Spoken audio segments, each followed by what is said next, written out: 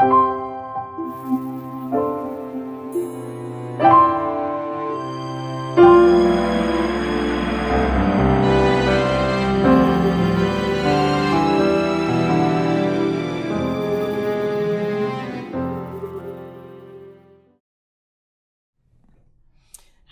I am J. Wright Middleton of J. Wright Middleton Productions, and thank you again for being with us for this next segment of our panel discussion about mother daughter relationships. We're calling it Like Mother, Like Daughter, Like Me. If you saw the first one, I'm sure you've gotten your tissues and had to get yourself together. It was very powerful, it was very transparent. This segment, we are going to talk to a wonderful, beautiful, fabulous guest that I have. Her name is Nicole, and she is on the board of an organization called S.W.I.M, Single Women in Motherhood. Nicole, thank you so much for being with us. Thank you for I so appreciate it. I love the name S.W.I.M. Tell me about the organization and what you do. Okay. Well, the organization, as it states, Single Women in Motherhood, it's basically a support system and outreach for single moms. Mm-hmm. I myself was a single mom at the age of 16. Mm-hmm. I had my first daughter, and I had my second daughter like 5 years later. Mm-hmm. And it wasn't easy, raising my girls, as a single parent. Mm-hmm. And what I started noticing is that I seen other women or other young women about my age at that time that also was experiencing raising their children as a single mom. Okay. And it just dawned on me, hey, why don't we come together Okay. and provide our own support system Mm-hmm. and become that other parent, and so that way we can kind of enhance each other Mm-hmm. with raising these children as a single parent. Let me ask you, what do you think the differences are between being a single parent of a daughter or a married mother of a daughter? Like, are there any differences in that dynamic of the relationship? It is, Okay. because you don't have that male parent in the house that brings that balance. Mm-hmm. So as a single mother, I felt like I had to take on the role as both a mother and a father. Okay. The disciplinary person, Mm-hmm. and also the nurturing person. Okay. And sometimes they crisscross, where I was the disciplinary at the time that I should have been the nurturer. Mm-hmm. But a lot of the fear of feeling as though that they would miss out because that other person is not there. Okay. Sometimes I crisscrossed and got them incorrect. Okay.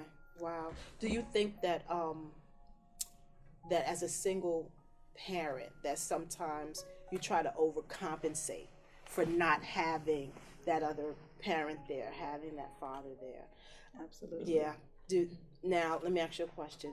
With having daughters, do you see them repeating or having the potential to repeat any of the behaviors or cycles or mindsets that you've had, and how do you deal with that? Absolutely. Both of my daughters are grown now. Okay. My oldest daughter lives in New York, and my youngest daughter is here in Delaware. Okay. My oldest daughter, no children, independent, but she has that side of me of go get it. There is no not getting it. Mm-hmm. There's no excuses. Mm-hmm. By any means necessary, you need to work. You need to make sure you maintain and stay above the bar. You even have to rise higher than what the standard bar is in the work industry. Right. She has that part of me, and I see that side, and I'm like, ah. Mm-hmm. Then my youngest daughter, she has my grandson. I have a grandson. He's 6, and she just recently told me that she was pregnant again. Okay. So my daughters are 5 years apart. Okay. And so I see that pattern repeated. Okay. So 2 daughters, their own personalities, but a reflection of a piece of me that I wish I could have broken a pattern. Okay. But it seemed to cross Okay. over into them. Do you think that what you taught them is what was taught to you? Like, what was your relationship with your mother? Well, it's a little different for me because I lost my mom at the age of 7. Okay. So I'm going to say that I have had experiences of being shaped by different mothers. So I had a plethora of mothers that I've pulled and gleaned from each one. My I think my fear of losing my mother has made me feel as though I never want to lose anything that I care so much for ever again in my life, to the point that I feel as though I try to control things by just overly doing things. Okay. Like just overcompensating, in areas because of that loss that I incurred. And I said, I made an oath that I had to relinquish that oath, because I said, I'll never lose anything in my life as near and dear to me ever again. Yeah. I understand the having many mothers. Yeah. And it's almost, and sometimes you can look for mothers where you should not be, having because it's an older woman and someone who fits the pattern or motherly pattern or motherly look, and you try to make that relationship and it's not there. Do you think that as single mothers, sometimes we can teach our daughters to be less vulnerable and more productive, more high heels and boss chick, in opposed to being soft or feminine? Yes. Talk to me about that a little bit. I can, because I'm sure you see it. Yeah, I see it more so with my older daughter. Okay. She's a high achiever. She's the daughter that I, required her to go to private school in an environment that was not, she graduated from Ursuline Academy and then went on to Temple. But I knew that where she was going with her life, that she was going to be in a work environment of people that will be different from her, and I needed her to become comfortable in her skin, even when nobody else in the room that she could identify with culturally. And so she's a high achiever, and I instilled that with the mindset to protect her for the real world. Okay. But I don't know how to now tone it down, because I didn't know how to tone it down. I understand. So I'm like, did I make the right decision? On one side, it was a good decision, but on the other side, she's not easy on herself. Okay. She holds herself to a very high standard. Yeah. Ashley, I asked you to stay on because you were in our first segment, because I wanted Nicole to speak to you as a single parent, a single mother. Don't get nervous.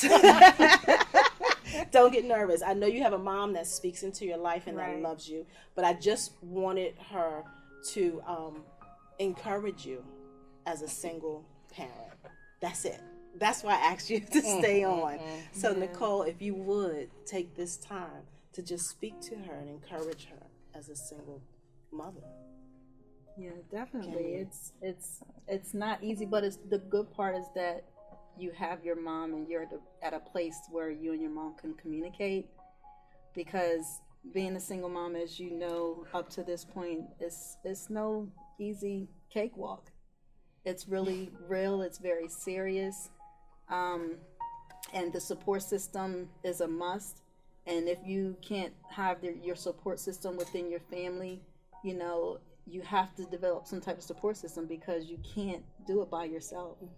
As much as you would like to do it by yourself, you can't do it by yourself. I try. Because you will, because that's that part of you. Because I know when with my first child, because I was raised in a minister's home, so I'm the PK kid that rebels and gets pregnant, and I ran away. I left. I ran away.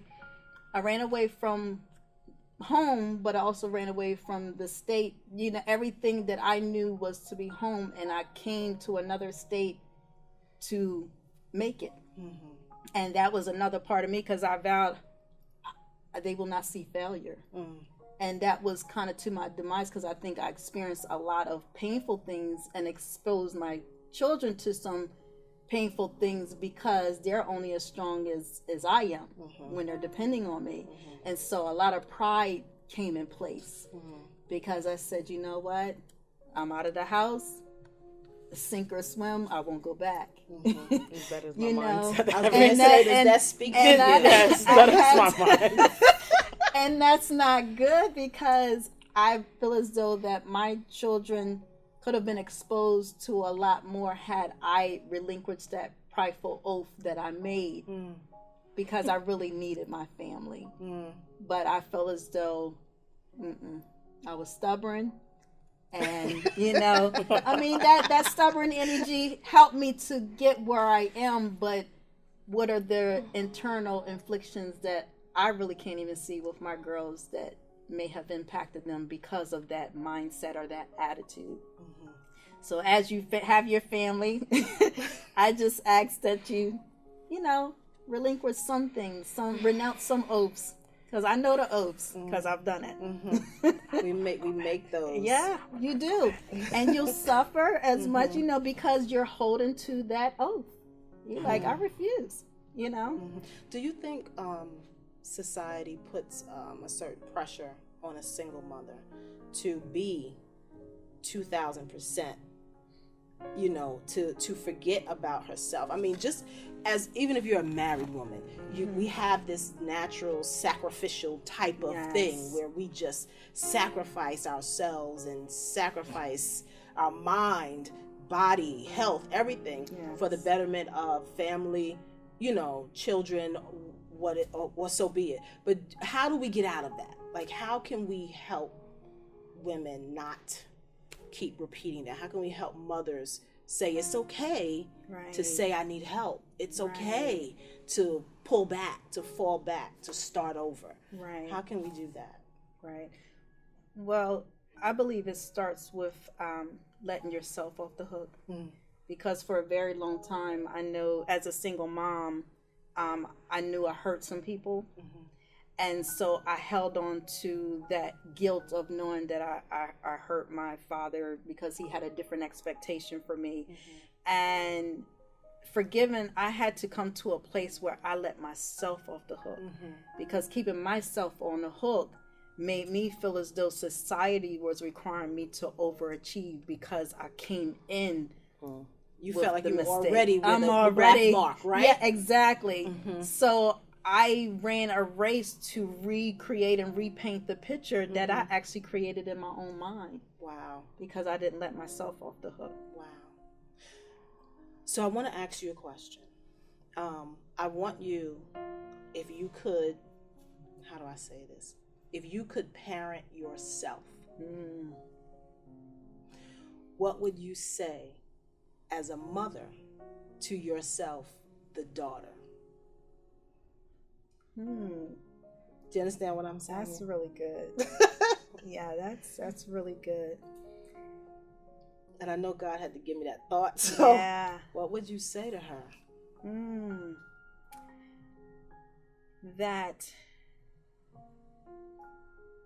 That mature love, or would the scriptures speak of perfect love, removes fear. And not being perfect is not showing that there's something wrong with you. It's just that you have to go through some experiences. You have to learn a few things, and that's what matures you to become a better person. But you can't feel as though you have to be in the eyes of other people this perfect person and not be real and transparent. Because real and transparency is what releases you from the idea that anybody else can paint. Like, I'm not going to let another artist paint my picture. Oh, that's good. Let me paint my picture myself. And it has to come from a place of just being transparent. And it's okay. That's good. This is me. Does that speak to you? I'm all. That's so good. It's the truth. So good. Yeah. That one. Is it?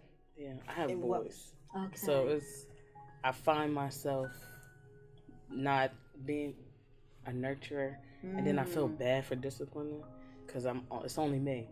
So I feel like I had to find that time. I had to find myself as well, to the point where I'm like, you got enough. I need to do something for me. Right. And now I'm to the point. I had a conversation with my mother, stating that I can't give myself a time limit. Mm-hmm. I keep the time limit thing. I gotta do this in 3 years. I gotta do this in 5 years. Right. I gotta do this. I gotta do that. So you have to take the time limit off. Yes. Like things happen. Like you said, you're your artist of your own picture. Right. That is so good. Right. I paint my own picture. Right. Yes, like that one. That's good. That was good. I paint my own picture. So like now, I feel like, I'll be 30. I had all this stuff saying, by the time I'm 30, I gotta be this. I gotta be that. I gotta do this. I can't have this and that. I'm to the point that now that I'm 30, listen, I got a empty canvas now. Oh, that's nice. right. So now I'll just paint it Yes. from the time I go from 30. That's good. And just have, my kids are 9 and 7 now, so That's good. I still have time to paint some things on there. That's right. Oh my gosh, That's that is good. Powerful. Really great. That is good. So, Nicole, what would you say to your daughters? What could you say to them to speak to their soul? I believe that we have the ability to speak to the hearts and souls of our children, especially our girls, because we know what's going on inside of them. What is the language that you could use that would speak to the heart and the soul of your daughters? And I want you to start with your youngest daughter first. What would you say to her? Her name is Danielle. Okay. I would say, Danielle, Mommy loves you no matter what. The expectations that you have placed in your mind that you think that I feel for you, they're not real. So just remove that picture or the image that you have of pleasing me, because from the time that you were born, I loved you and I seen you perfect. And there's nothing that you can do to change that. And it's nothing that you need to do to earn it, because it's a given. That's beautiful. What about your oldest daughter? My oldest daughter, Raquel, you have always been born with the gifts and talents that came naturally. But I believe that you've seen other people have to work at it, and somehow you've come into the light of thinking that you have to work for something that was naturally given to you. Go back to the place of your vulnerability, because it was very natural for you. You didn't have to work to achieve or earn your gift. You just have it. And being okay with just being who you are, the gifted, beautiful woman that you are. And that's it. That's awesome. You're gifted and beautiful as well. And I know that this is really just the beginning of what God is going to do with you and where He wants you to go. And this message, even though we're just talking now about panel, this is a message, because I believe that we are producing a generation of young women who are running. They're running on a treadmill. They're running and they're accumulating things as they're running, but they're still on the treadmill. And they don't know how to stop, and they don't even think they're supposed to. But it takes someone who's been there, who can see it, who can speak the language of that treadmill run, and let them know that it's okay to be productive, but don't forget that you're a woman in that. Don't forget that productive doesn't make you perfect. Exactly. Productive doesn't make you better. That's right. It just makes good. you productive. That's you know good. what I mean? And when God created us, we were already with the period at the end. That's it. We were already. So I want to thank you so much. Thank you for being here, for sharing with us. And where can people find you or find out about S.W.I.M, or if they want to talk to you, any single mothers, where can they find you at? Are you on social media, website? I do have I have an Instagram. It's called Raquel_understands. Okay.